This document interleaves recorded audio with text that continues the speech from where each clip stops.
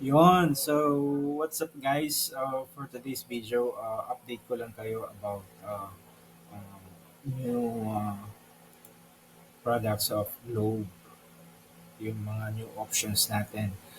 For today's video, hindi muna tayo magra-rides. So, yung mga naghihintay ng ating rides, stop muna tayo doon. Balik muna tayo dito sa ating uh, Globe.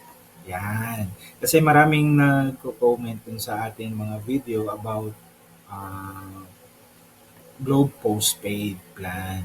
Yun.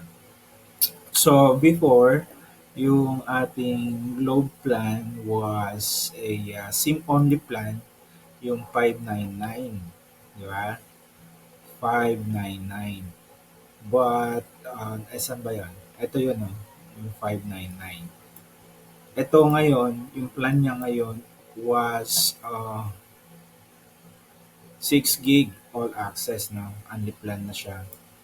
But yung una ko nakuha is 599 din pero 3 gig lang yung data niya. So kulang na kulang. So what I did nung tapos na yung aking contract with them, nag-upgrade ako. So kinlose ko na tong account na to.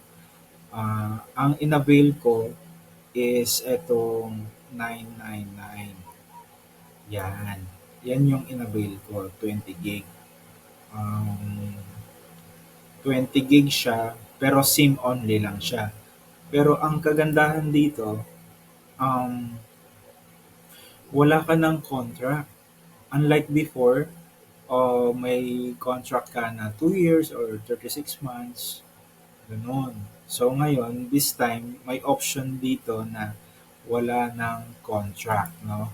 So pag sinelect mo yan, let's say mag-a-avail tayo niyan, ito na yan siya, oh.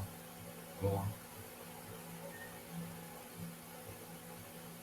So, upon checkout niyan, kailangan mo na kagad magbayad. It's either your credit card, debit card, or your GCash. So, yun. So, bali, yung shipping ng SIM card, mabilis lang. Mga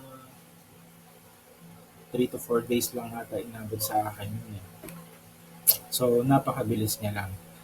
Uh, Upon receiving yung SIM, uh, hindi pa siya activated. So, maghihintay ka pa ng a day para ma-activate. So, makaka-receive ka ng mga emails na activated na yung SIM. Kasi pag pinasok mo siya doon sa iyong phone, wala siyang signal. So, hindi mo pa siya talaga magagamit.